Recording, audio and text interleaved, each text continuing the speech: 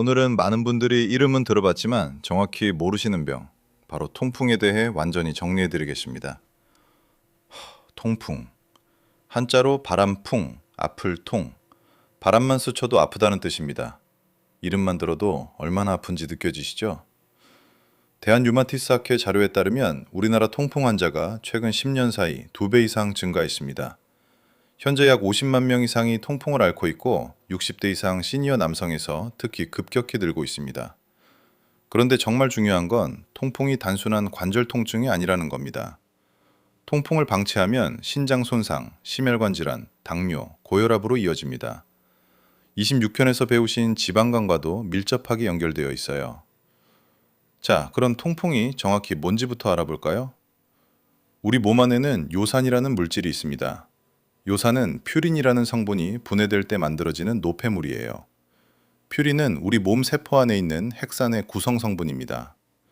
세포가 죽고 새로 만들어지는 과정에서 퓨린이 분해되면서 요산이 생깁니다. 문제는 음식을 통해서도 퓨린이 들어온다는 거예요.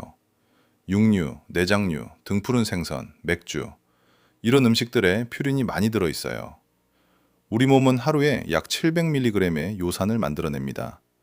그리고 똑같이 700mg을 소변과 대변으로 내보내요. 이 균형이 깨지면 혈액 속에 요산이 쌓이기 시작합니다. 혈액 속 요산 농도가 7.0mg/dl을 넘으면 요산이 결정 형태로 굳기 시작합니다. 이 결정이 관절 사이에 들어가면 우리 몸의 면역세포가 이걸 외부 침입자로 인식하고 공격하기 시작합니다. 이 면역 반응이 바로 극심한 통증과 염증의 원인입니다. 정상적으로는 요산이 혈액에 녹아서 소변으로 빠져나갑니다. 그런데 요산이 너무 많이 만들어지거나 제대로 배출이 안 되면 어떻게 될까요? 혈액 속에 요산이 넘쳐서 결정 형태로 굳어집니다. 이 결정이 관절 사이에 쌓이면 극심한 염증과 통증이 생깁니다. 좀 더 쉽게 설명드릴게요. 관절 안에 작은 유리 조각들이 가득 박혀 있다고 생각해 보세요. 조금만 움직여도, 살짝만 건드려도 극심한 통증이 오는 거죠. 통풍 발작은 주로 밤에 옵니다. 왜냐하면 밤에는 체온이 낮아지고 체온이 낮으면 요산이 더 잘 굳기 때문이에요. 통풍 발작이 처음 오는 곳은 대부분 엄지발가락입니다. 밤에 자다가 갑자기 엄지발가락이 불에 타는 것처럼 아프고 빨갛게 붓고 열이 납니다. 처음에는 엄지발가락에서 시작하지만 시간이 지나면 발목, 무릎, 손목, 팔꿈치로 퍼져나갑니다. 통풍 발작은 치료 없이도 1에서 2주 안에 가라앉습니다. 그래서 많은 분들이 괜찮아졌다고 그냥 넘기시는데요. 이게 바로 가장 위험한 행동입니다. 치료하지 않으면 발작 간격이 점점 짧아지고 결국 만성 통풍으로 진행됩니다. 통풍은 남성에게 압도적으로 많습니다. 남성이 여성보다 약 7배에서 10배 더 많이 걸려요. 왜냐하면 여성 호르몬인 에스트로겐이 요산 배출을 도와주기 때문입니다. 그래서 폐경 이후 여성에서도 통풍이 늘어나는 추세입니다. 자, 그럼 왜 통풍이 젊은 사람보다 시니어분들한테 더 위험한 건지 설명드릴게요. 첫 번째 이유입니다. 나이가 들면 신장 기능이 떨어집니다. 나이가 들면 신장이 요산을 걸러내는 능력이 줄어듭니다. 젊었을 때는 요산이 소변으로 잘 빠져나갔는데 60대가 넘으면 그 능력이 뚝 떨어져요. 결국 혈액 속에 요산이 쌓이고 통풍 발작 위험이 높아집니다. 두 번째 이유, 만성질환 약물 복용입니다. 고혈압 약 중에 이뇨제라는 약이 있어요. 이 이뇨제가 요산 배출을 방해합니다. 세브란스 병원 류마티스내과 전문의들에 따르면 고혈압 이뇨제 복용 환자에서 통풍 발생률이 유의미하게 높다고 합니다. 아스피린도 마찬가지예요. 저용량 아스피린을 심혈관 예방으로 드시는 분들이 많은데 이것도 요산 배출을 방해할 수 있어요.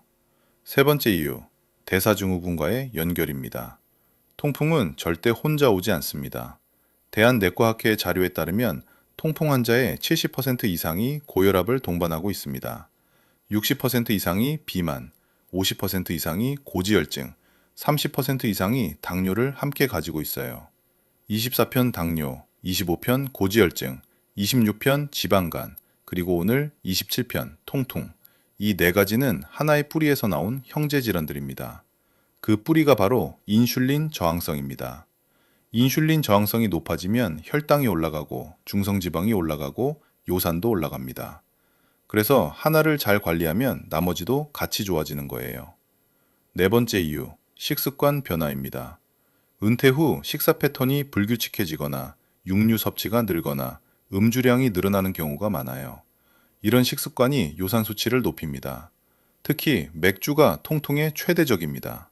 맥주에는 퓨린이 많이 들어있고 알코올 자체가 요산 배출을 방해하기 때문입니다. 다섯 번째, 복부 비만과 근감소증입니다. 나이가 들면 지방이 배로 집중됩니다. 내장 지방이 들면 인슐린 저항성이 높아지고 요산 수치도 같이 올라갑니다. 반대로 근육이 줄어들면 기초대사량이 떨어지고 체내 에너지 대사가 나빠져서 요산이 더 잘 쌓이게 됩니다. 6편, 근감소증과 통풍도 연결되어 있는 이유입니다. 여섯 번째, 통풍 발작 후 합병증입니다. 통풍을 오래 방치하면 관절의 요산 결정이 덩어리로 뭉칩니다. 이걸 통풍 결절이라고 해요. 귀, 손가락, 발가락 마디에 하얀 덩어리가 생기는 거죠. 더 무서운 건 신장에 요산이 쌓여서 신장 결석이 생기고 심하면 만성 신부전으로 이어질 수 있습니다. 자, 그럼 통풍인지 아닌지를 어떻게 알 수 있을까요? 가장 기본이 되는 건 혈액 검사입니다. 혈액 검사에서 확인할 수치는 바로 요산 수치, 영어로 유릭 애시드입니다. 정상 범위는 남성 7.0mg/dL 이하, 여성 6.0mg/dL 이하입니다. 이 수치를 넘으면 고요산 혈증이라고 합니다. 고요산 혈증이 있다고 해서 모두 통풍이 되는 건 아니지만 통풍 발작 위험이 매우 높아집니다. 대한류마티스 학회에서는 요산 수치가 9.0 이상이면 증상이 없어도 약물 치료를 고려하도록 권고하고 있습니다. 두 번째로 관절액 검사입니다. 통풍 발작이 왔을 때 관절에서 액체를 뽑아 현미경으로 보면 요산 결정이 보입니다. 이게 통풍의 확진 방법이에요. 세 번째로 영상 검사입니다. 엑스레이, 초음파, CT로 관절 주변에 요산 결정이 쌓인 걸 확인할 수 있어요. 이 중 에너지 CT는 요산 결정을 색으로 구분해서 보여주는 최신 검사법입니다. 건강검진에서 꼭 확인하셔야 할 수치 정리해 드릴게요. 요산 수치, 남성 7.0 이상, 여성 6.0 이상이면 통풍 고위험군입니다. 여기에 중성지방 높고 혈당 높고 혈압 높고 복부 비만까지 있으면 거의 확실하게 통풍 위험이 있습니다. 서울 아산병원 내과 전문의들은 60대 이상 남성은 매년 요산 수치 검사를 받을 것을 권고하고 있습니다. 혈액 검사 외에도 이런 증상이 있으면 즉시 병원에 가세요. 밤에 갑자기 엄지발가락이 빨갛게 붓고 열이 나면서 극심하게 아프다. 발목이나 무릎이 갑자기 부어오르고 열감이 있다. 관절 주변에 하얀 덩어리가 만져진다. 이런 증상들이 통풍의 대표적인 신호입니다. 특히 통풍 발작은 빨리 치료할수록 회복이 빠릅니다. 증상이 시작된 후 24시간 이내에 병원에 가시면 훨씬 빠르게 통증을 잡을 수 있어요. 통풍을 그냥 관절 아픈 병이라고 생각하시면 절대 안 됩니다. 통풍을 방치하면 몸 전체가 망가집니다. 첫 번째 합병증, 신장 손상입니다. 요산이 신장에 쌓이면 신장 결석이 생깁니다. 신장 결석은 극심한 옆구리 통증을 유발하고 오래되면 만성 신부전으로 이어집니다. 통풍 환자의 약 20%에서 신장 결석이 발견된다고 합니다. 두 번째 합병증, 심혈관 질환입니다. 요산이 높으면 혈관 내피세포에 산화 스트레스를 유발합니다. 혈관 내피세포가 손상되면 동맥경화가 빨리 진행돼요. 동맥경화는 심근경색과 뇌졸중의 직접적인 원인입니다. 세브란스 병원 심장내과 전문의들의 연구에 따르면 요산 수치가 1mg/dL 올라갈 때마다 심혈관 질환 위험이 약 13%씩 높아진다고 합니다. 대한심장학회 자료에서도 통풍 환자는 정상인보다 심근경색 위험이 1.6배 높다고 발표했습니다. 그래서 통풍은 관절 문제가 아니라 전신 대사질환으로 봐야 합니다. 세 번째 합병증, 당뇨와 고혈압 악화입니다. 요산이 높으면 인슐린 저항성이 높아져서 당뇨가 악화됩니다. 혈압도 같이 올라가요. 24편 당뇨, 25편 고지혈증, 26편 지방간이 다 연결되는 이유가 여기 있습니다. 네 번째 합병증, 통풍 결절입니다. 치료를 안 하면 귀 주변, 손가락, 발가락 마디에 하얀다는 덩어리가 생깁니다. 이게 요산결정이 굳어진 통풍 결절이에요. 한번 생기면 없애기가 매우 어렵습니다. 다섯 번째, 삶의 질 저하입니다. 통풍 발작이 오면 걷지도 못하고 신발도 못 신고 밤에 잠도 못 잡니다. 극심한 통증이 수일에서 수주 동안 계속되기도 해요. 반복되면 관절이 변형되고 일상생활 자체가 불가능해집니다. 통풍 관리에서 식단은 정말 중요합니다. 요산의 원료가 되는 퓨린 함량이 높은 음식을 줄이는 게 핵심입니다. 퓨린 함량에 따라 음식을 세 등급으로 나눌 수 있어요. 고퓨린 식품, 즉 100g당 퓨린 200mg 이상인 음식들입니다. 소간, 돼지간, 곱창, 멸치, 정어리, 고등어 통조림 이런 음식들은 최대한 피하셔야 합니다. 중퓨린 식품은 100g당 퓨린 50에서 200mg 사이입니다. 쇠고기, 돼지고기, 닭고기, 새우, 게 이런 음식들은 하루 한 끼 소량만 드세요. 저퓨린 식품은 마음껏 드셔도 됩니다. 쌀, 빵, 계란, 우유, 치즈, 대부분의 채소, 과일 이런 음식들이 통풍 환자의 주식이 되어야 합니다. 특히 반드시 끊어야 할 음식 세 가지를 강조해 드릴게요. 첫 번째, 맥주입니다. 맥주는 퓨린도 많고 알코올도 있어서 통풍에 최대적입니다. 대한류마티스학회에서는 통풍 환자에게 금주를 강력히 공고하고 있습니다. 두 번째, 내장류입니다. 곱창, 간, 콩팥, 퓨린이 극도로 많이 들어있어요. 완전히 끊으셔야 합니다. 세 번째, 과당이 많은 음료입니다. 콜라, 주스, 에너지 드링크. 과당은 요산 생성을 촉진합니다. 그렇다면 통풍에 좋은 음식은 뭘까요? 첫 번째, 물입니다. 하루 2리터 이상 물을 드시면 요산이 소변으로 잘 빠져나갑니다. 통풍 관리에서 가장 쉽고 확실한 방법이에요. 두 번째, 저지방 유제품입니다. 저지방 우유, 요구르트는 요산 배출을 도와주는 효과가 있습니다. 세 번째, 체리입니다. 체리에 들어있는 안토시아닌 성분이 요산 수치를 낮추고 통풍 발작을 줄이는 데 도움이 됩니다. 하루 10알에서 12알 정도 드시면 좋아요. 네 번째, 비타민C가 풍부한 음식입니다. 비타민C는 요산 배출을 도와줍니다. 키위, 딸기, 브로콜리를 충분히 드세요. 다섯 번째, 커피입니다. 커피가 통풍에 좋다고요? 네, 맞아요. 연구에 따르면 하루 커피 한 잔에서 두 잔이 요산 수치를 낮추는데 도움이 됩니다. 단, 설탕은 넣지 마세요. 통풍 환자는 운동을 어떻게 해야 할까요? 발작 중일 때와 평상시가 완전히 다릅니다. 발작 중일 때는 절대 운동하시면 안 됩니다. 관절에 부담을 주면 통증이 더 심해집니다. 발작 중에는 완전한 휴식이 최선입니다. 발작이 가라앉은 후 평상시에는 꼭 운동하셔야 합니다. 왜냐하면 운동이 요산 수치를 낮추고 체중을 줄이는 데 도움이 되기 때문입니다. 국민건강보험공단 자료에 따르면 체중을 5%부터 10%까지만 줄여도 요산 수치가 유의미하게 낮아진다고 합니다. 추천 운동 첫 번째, 걷기입니다. 하루 30분, 주 5회 걷기가 요산 수치 개선에 효과적입니다. 단, 관절에 충격이 가는 달리기나 점프는 피하세요. 두 번째, 수영입니다. 물속에서 운동하면 관절에 부담 없이 전신 운동이 됩니다. 통풍 환자에게 가장 추천하는 운동이에요.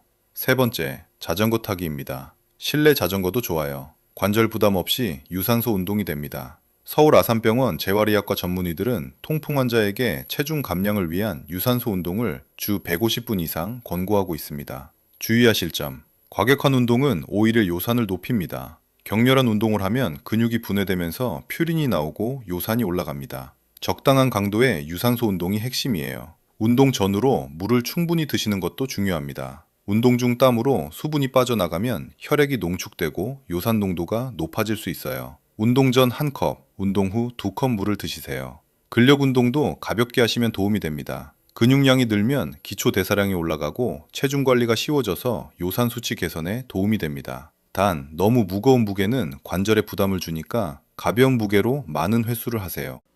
식단과 운동만으로 안 될 때는 약물 치료가 필요합니다. 통풍 약물은 크게 두 가지로 나뉩니다. 첫 번째는 발작 치료제입니다. 통풍 발작이 왔을 때 극심한 통증을 빨리 잡는 약들이에요. 코리친이라는 약이 대표적입니다. 통풍 발작 초기에 빨리 복용할수록 효과가 좋아요. 발작 시작 후 24시간 이내에 복용하면 통증을 빠르게 잡을 수 있습니다. 소염 진통제, 즉 NSAIDS도 사용합니다. 이부프로펜, 나프록센 같은 약들이에요. 단, 신장 기능이 떨어진 시니어 분들은 주의하셔야 합니다. 스테로이드도 단기간 사용할 수 있어요. 다른 약을 못 드시는 분들한테 사용합니다. 두 번째는 요산 저하제입니다. 발작이 없을 때 평소에 꾸준히 먹어서 요산 수치 자체를 낮추는 약입니다. 알로퓨리놀이 가장 많이 사용됩니다. 요산이 만들어지는 걸 억제하는 약이에요. 대한류마티스 학회에서는 요산 목표 수치를 6.0mg/dl 이하로 유지하도록 권고합니다. 페북소스타트라는 약도 있어요. 알로퓨리놀보다 효과가 강하고 신장 기능이 떨어진 분들도 사용할 수 있어요. 시니어 분들이 주의하실 점. 첫째, 요산 저하제를 처음 시작할 때 오히려 발작이 올 수 있어요. 이건 정상 반응이에요. 겁먹지 마시고 의사 선생님과 상의하세요. 둘째, 절대 임의로 약을 끊으시면 안 됩니다. 요산 수치가 갑자기 변하면 발작이 더 심하게 올 수 있어요. 셋째, 고혈압 약을 드시는 분들은 이뇨제 대신 로사르탄 계열 약으로 바꾸면 요산 수치 개선에 도움이 됩니다. 담당 의사 선생님과 꼭 상의해 보세요. 넷째, 통풍약과 다른 약 사이에 상호작용이 있을 수 있어요. 특히 아스피린, 이뇨제, 면역 억제제를 드시는 분들은 반드시 의사 선생님께 모든 복용약을 알려주세요. 자, 마지막으로 통풍 유일상 관리법을 정리해 드릴게요. 첫 번째, 물을 충분히 드세요. 하루 2리터 이상, 특히 아침에 일어나자마자 물 한 컵 드시는 습관을 들이세요. 요산이 소변으로 잘 빠져나갑니다. 두 번째, 금주하세요. 특히 맥주는 완전히 끊으셔야 합니다. 술자리가 있으시면 물이나 탄산수로 대체하세요. 세 번째, 체중을 줄이세요. 체중 1kg을 줄이면 요산 수치가 약 0.1mg/dl 낮아집니다. 5kg만 줄여도 요산 수치가 유의미하게 개선됩니다. 네 번째, 발을 따뜻하게 하세요. 요산 결정은 온도가 낮을수록 잘 굳습니다. 발이 차가워지면 통풍 발작 위험이 높아져요. 겨울에 특히 발 보온에 신경 쓰세요. 다섯 번째, 스트레스를 관리하세요. 스트레스를 받으면 코르티솔 호르몬이 분비되고 이게 요산 수치를 높일 수 있습니다. 명상, 산책, 충분한 수면으로 스트레스를 줄이세요. 여섯 번째, 정기 혈액 검사를 받으세요. 요산 수치는 6개월마다 한 번씩 확인하세요. 목표는 6.0mg/dl 이하 유지입니다. 일곱 번째, 신발을 편한 걸로 신으세요. 너무 좁거나 딱딱한 신발은 발가락 관절에 압박을 줘서 통풍 발작을 유발할 수 있어요. 볼이 넓고 쿠션이 좋은 신발을 신으세요. 오늘 배운 내용 핵심만 정리해 드릴게요. 첫째, 통풍은 바람만 스쳐도 아픈 극심한 관절 통증입니다. 둘째, 요산 수치 남성 7.0, 여성 6.0 이상이면 고위험군입니다. 셋째, 맥주와 내장류는 반드시 끊으세요. 넷째, 하루 2리터 물, 체중 감량, 규칙적인 운동이 핵심입니다. 다섯째, 약물 치료는 절대 임의로 끊지 마세요. 여섯째, 6개월마다 요산 수치 반드시 확인하세요. 24편 당뇨, 25편 고지혈증, 26편 지방간, 그리고 오늘 27편 통풍까지 모두 연결되어 있습니다. 하나를 잘 관리하면 나머지도 좋아집니다. 오늘부터 시작하세요. 지금까지 시니어 건강백과 채널이었습니다. 다음 편에서 또 뵙겠습니다.